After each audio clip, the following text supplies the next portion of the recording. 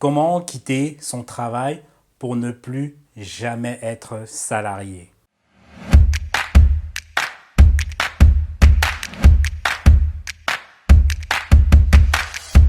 Bienvenue dans cette 8e vidéo de la série qui s'intitule « Le pouvoir du mindset ». Donc c'est une série de toutes petites vidéos de 5 minutes, 8, 15 minutes que tu pourras regarder sur le chemin en allant au travail ou bien lors de ta pause ou même juste avant de te coucher. Donc clique sur le bouton rouge et abonne-toi pour bénéficier des petites astuces croustillantes que je vais te diffuser régulièrement. Comment quitter son emploi pour ne plus être jamais salarié?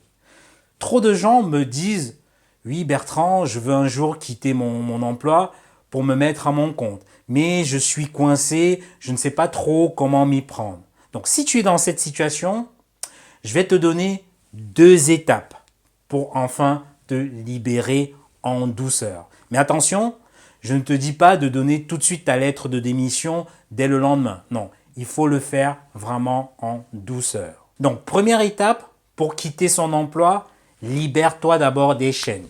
Libère-toi des chaînes.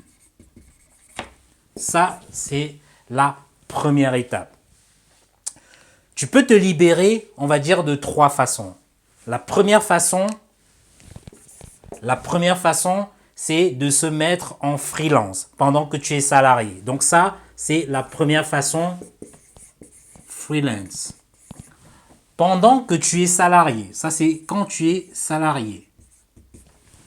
Voilà. Donc, ce que tu fais, tu monétises tes compétences avec ton statut de freelance. Donc, dès que tu auras des revenus complémentaires qui seront peut-être égaux à ton salaire, là, tu peux basculer et tu peux commencer à démissionner. Donc, par exemple, si tu travailles dans un cabinet comptable, tu prends, par exemple, des clients en externe en tant que freelance et là, tu peux te faire de l'argent.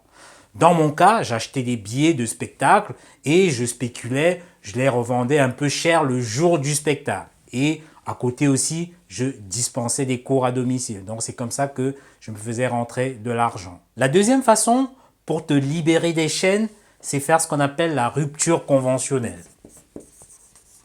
Rupture conventionnelle. Voilà. Donc, si tu es salarié en France, je pense que ça se passe un peu pareil dans beaucoup d'autres pays occidentaux. Écoute, négocie une rupture conventionnelle avec ton employeur. Avec ça, tu auras une indemnité de licenciement plus un droit au chômage qui peut durer 1 an, voire même 1 an et demi. Donc, tu as le temps de sortir en douceur du salariat et de faire grandir ton business. Et donc, la troisième façon pour te libérer des chaînes, c'est de demander un congé de création d'entreprise. Congé création. Voilà. Donc, ça peut durer 1 an et c'est renouvelable encore 1 an. Donc, ça te laisse la possibilité de réintégrer ton entreprise si les choses ne marchent pas comme tu l'aurais souhaité. Donc, ça, c'est à négocier vraiment avec les services ressources humaines de ton entreprise. Donc, maintenant, quand tu t'es libéré des chaînes, tu passes maintenant à la deuxième étape pour quitter ton emploi, c'est le développement de ton business. Donc B, développement de ton business. Donc ça, c'est la partie développement. Et pour développer ton business, la première chose principale à faire, d'abord, c'est la vente. Très important. La vente. Donc, ce qui est conseillé, c'est de passer 50% de ton temps à vendre quand tu débutes un business. Contacte tes clients. N'attends pas que tes clients viennent vers toi. Va plutôt vers eux.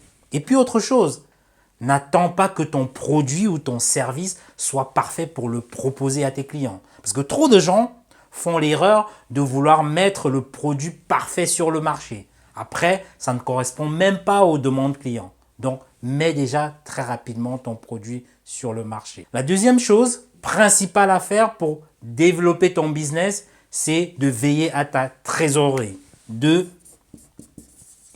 Trésorerie. Oui, très important. Il y a un adage qui dit « cash is king ». L'argent, c'est le roi. Donc, fais entrer le cash, fais entrer de la liquidité avant toute chose. Donc, encaisse tes clients au comptant et négocie des délais de paiement avec tes fournisseurs. Parce que trop d'entreprises tombent parce que les clients ne payent pas à temps. Donc, cash is king. Très important, la trésorerie. Et puis, la troisième chose à faire pour développer ton business, forme-toi. Oui, forme-toi. Ça, c'est la formation.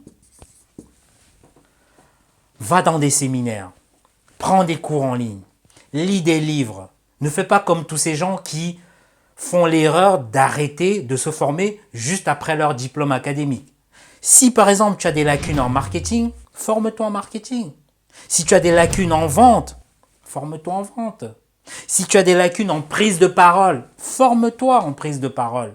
Et comme je l'ai toujours dit, tout ce que tu ne sais pas aujourd'hui te coûtera cher demain. Si tu veux te former à l'e-commerce et à la vente, inscris-toi à la double formation e-commerce et marketing WhatsApp juste en dessous de la vidéo.